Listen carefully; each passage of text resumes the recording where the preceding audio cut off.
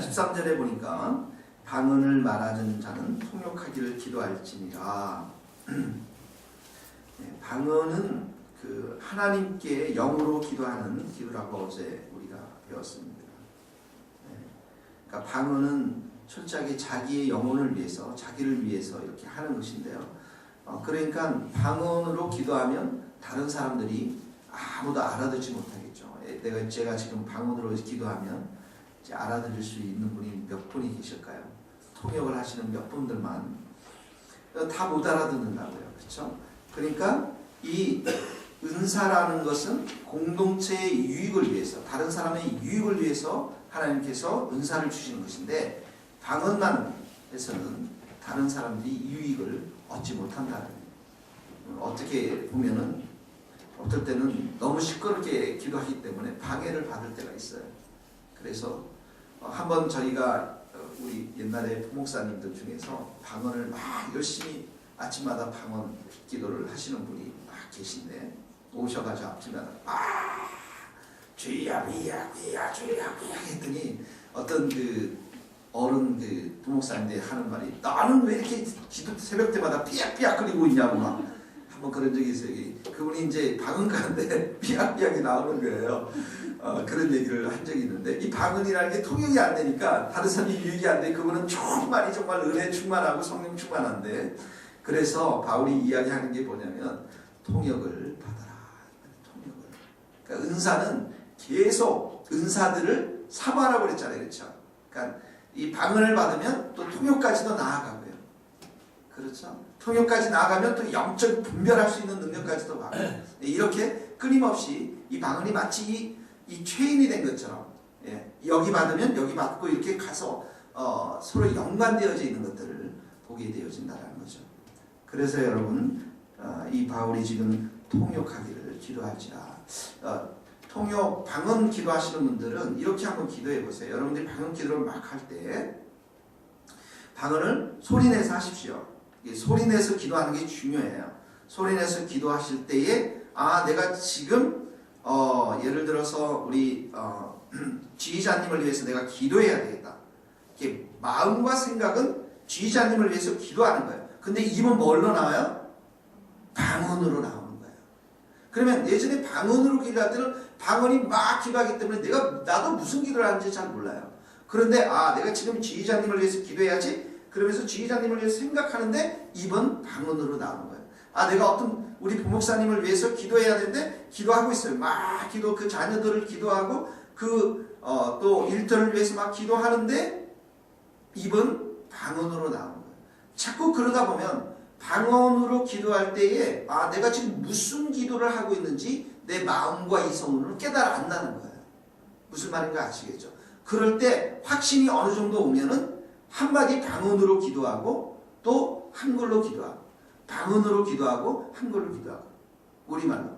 그러면 통역의 은사가 자연스럽게 임하는 것이 여러 가지, 여러분 방언을 받을 때도 여러 가지지만 통역 받을 때도 여러 가지지만 저에게 있어서는 그렇게 받았던 것인데, 그렇게 하니까 훨씬 더 유익함이 있는 것이죠.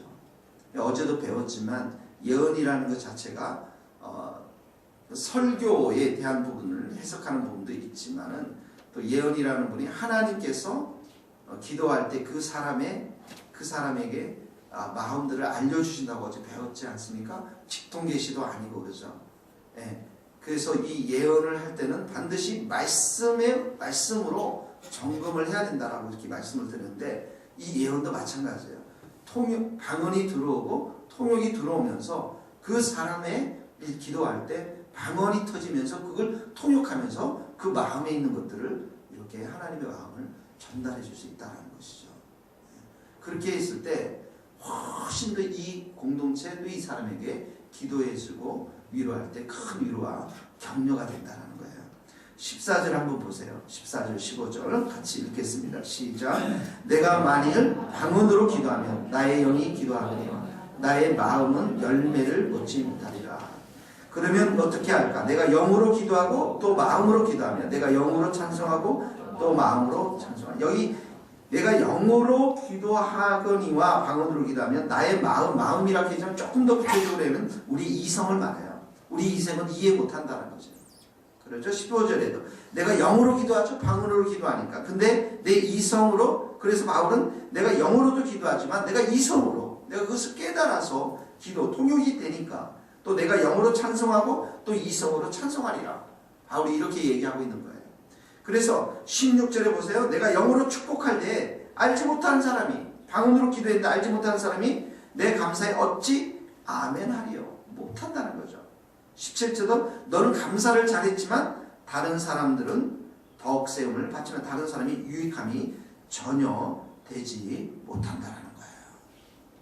그래서 바울은 18절 19절 같이 읽어봅시다. 시작. 내가 너희 모든 사람보다 방언을 더 잘함으로 하나님께 감사하노라. 그러나 교회에서 내가 남을 가르치기 위하여 깨달은 마음으로 5마디 말을 하는 것이 1만 마디 방언으로 말하는 것보다 나으리라.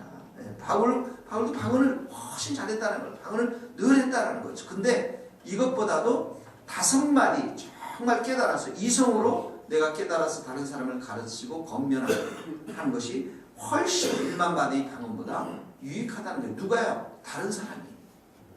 다른 사람. 그래서 철저하게 우리는 은사들을 받았을 때 공동체의 유익, 다른 사람들의 유익을 위해서 생각해야 한다는 것이죠.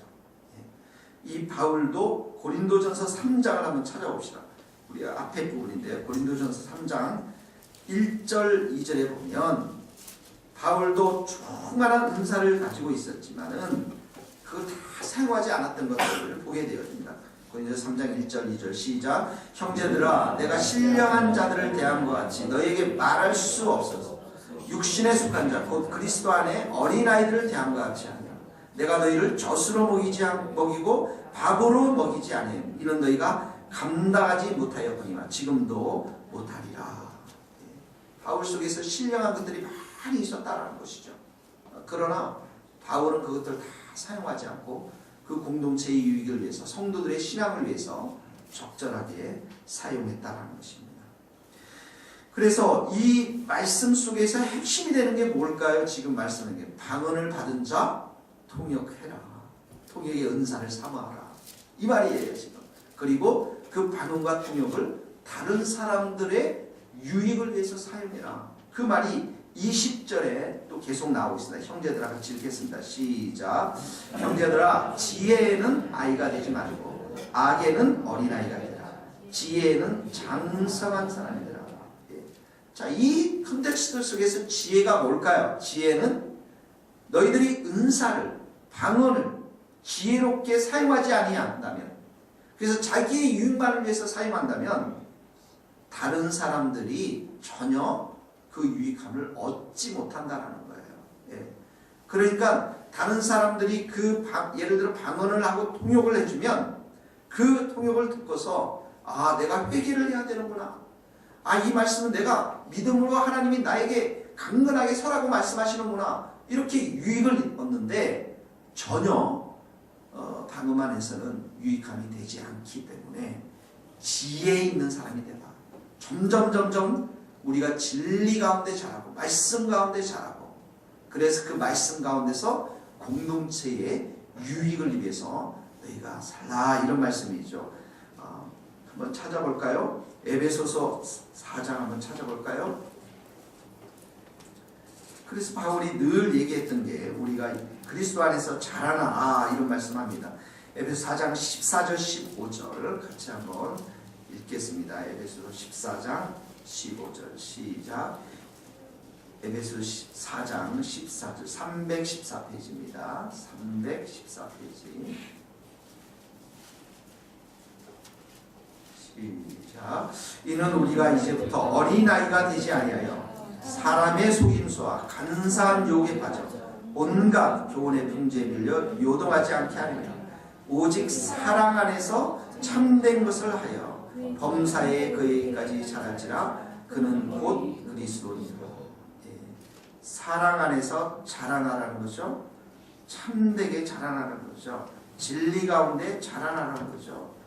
그리스도께 자라나라는 거죠. 한 번 더 읽겠습니다. 시편 119편도 한번 찾아봅시다. 시편 119편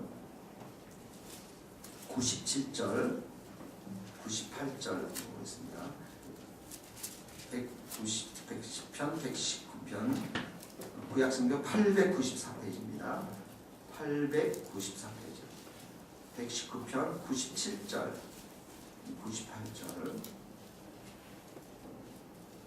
같이 읽겠습니다. 내가 주의 법을 어찌 그리 사랑하는지요. 내가 그것을 종일 작은 소리로 엎조리이다. 주의 계명들이 항상 나와 함께하므로 그것들이 나를 원수보다 지혜롭게 합니다. 그러니까 여기 고린도전서로 다시 돌아오면 형제들아 지혜에 장성한 사람이 되어라. 너희가 은사를 받아도 그걸 아주 지혜롭게 사용하라는 거예요. 더 큰 은사들을 사모해서 나아가라는 거예요. 연약한 사람, 부족한 사람, 공동체에 필요한 사람을 위해서 너희들에게 이 은사들을 풀어내라는 것, 은사를 사용하라는 것이죠.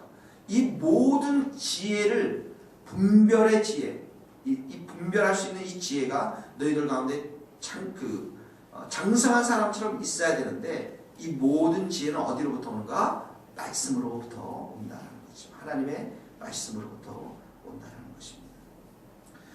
자, 그래서 이 방언은 믿지 않은 사람들의 표적이고 들어와서 보니까 이상하구나, 뭐 이 박언들이 막 하는구나. 근데 예언은 어떤 거예요? 믿는 사람들을 위한 것이에요. 믿는 사람들. 22절, 23절 같이 읽겠습니다. 시작. 그러므로 방언은 믿는 사람을 위하지 않고 믿지 아니하는 자들을 위한 표적이나 예언은 믿지 아니하는 자들을 위하지 않고 믿는 자들을 위함이라. 그러므로 온 교회가 함께 모여 다 방언으로 말하면 알지 못하는 자나 믿지 않은 자들이 들어와서 너희를 미쳤다 하지 않겠느냐. 그러죠 여러분? 네, 미쳤다. 그래서 방언으로 기도하는 것을 세상 사람들은 알지 못해요. 저 소리가 이상한 개상한 소리들이 막 내고 그러니까요. 근데 그 사람들에게 이게 표적이 될 수가 있습니다. 근데 예언은 누구를 위한 것이라고요? 우리 성도들을 위한 것입니다. 성도들을 위한 것인데 그래서 24절에 보니까 다 예언을 하면 믿지 아니하는 자들이나 알지 못하는 자들이 들어와서 넌크리스찬들이 들어와서 모든 사람에게 책망을 들으며 모든 사람에게 판단을 받고 그 당시는 공적인 예배에서 이런 예언들이 이루어졌으니까 그 마음에 숨은 일들이 드러나게 되므로 하나님께 경배하고 하나님이 참으로 너희 가운데 계신다 전파하리라 이렇게 되는 것이죠. 그래서 예언은 이 마음에 숨어있는 것들을 드러내기 때문에 그렇죠. 회개의 역사가 일어나기도 하고요. 또 믿음의 굳건에 서기도 하고요. 또 그 마음속에 고민되어졌던 염려들, 걱정들이 모든 것들을 밝게 드러냄으로 인해서 격려와 위로와 또 하나님이 정말 살아계시는구나 하는 것들을 경험하게 되는 은사라는 것입니다. 그래서 이 예언의 은사는